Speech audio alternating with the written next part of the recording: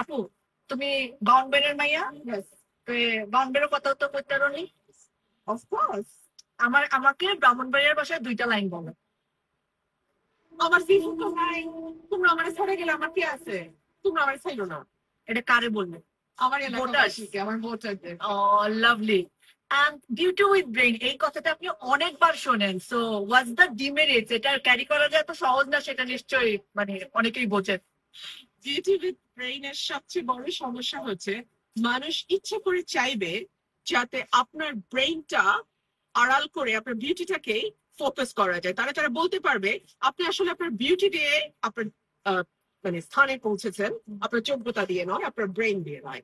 দ্বিতীয় সমস্যা হচ্ছে নারীরাও অনেকে ভাবে যে ঠিক আছে বিউটি তো আছে, let's use that, let's not use the brain. So ওইটা তাকেও এক ধরনের কমফোর্ট জোন দেয় যে যাতে তার যোগ্যতাটা অতটা মূল্যায়িত হয় না।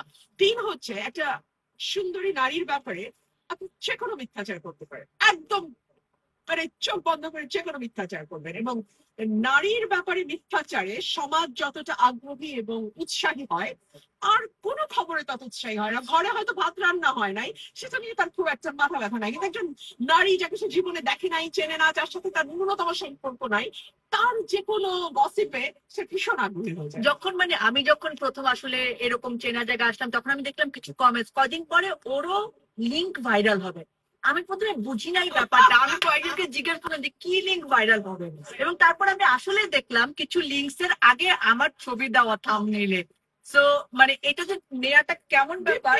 এটা একেবারে প্রিলিমিনারি, হ্যাঁ, স্টেজে আছো তুমি। ওকে, ওটা কিছুই না, লং ওয়ে টু গো। অদ্ভুত অদ্ভুত সব। এখন তো এআই এর যুগ, তুমি অদ্ভুত সব ছবি দেখবে তোমার। আমাকে ইন্টারভিউ করেছে Washington post O new York Times.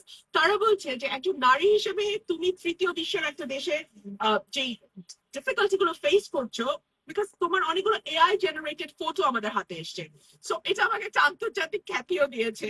But of course it was not very easy initially. আমার শুরুতে আমার অনেক কষ্ট হয়েছে, বাট তারপর আমি ক্লোরোফর্ম হয়ে গেছি, আমার আসলে কিছুতে কিছু যায় আসে না। লাভলি।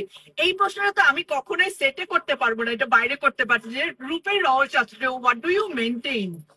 বিশ্বাস করো, আমি তোমাকে একটা কথা বলি, তোমার ভিতরে তুমি যা ভাববা ওইটার ছাপ তোমার চেহারায় আসবেই। মানুষের কিছু ঈদ থাকে, হ্যাঁ, ঘৃণা, হিংসা, লোভ, লালসা, এগুলো যদি তুমি কিছুটা কমিয়ে আনতে পারো, ওটার ছাপ তোমার চেহারায় পড়বে। রাজনীতিবিদরা নাকি অনেক মিথ্যা কথা বলে, তুমি লাস্ট কি মিথ্যা কথা বলছো? আমি লাস্ট ব্রাহ্মণবাড়ি থেকে ঢাকায় আসতেছিলাম, তো আই ওয়াজ ভেরি টায়ার্ড। আমি গাড়িতে আসলে ঝিম মেরেছিলাম, ঘুমাই নাই। ফোন আসছে, আমি আমার পিএস কে ফোন দিয়ে মানে ফোনটা ধরাই দিয়ে বলছে বলো আমি ঘুমাইতেছি। আমার ধারণা তুমি লাস্ট মিথ্যা কথা বলছো, তোমাকে আমাকে মানে অনেক সুন্দর লাগছে। অনেক সুন্দর। ওকে, থ্যাংক ইউ, শেষ শেষ শেষ।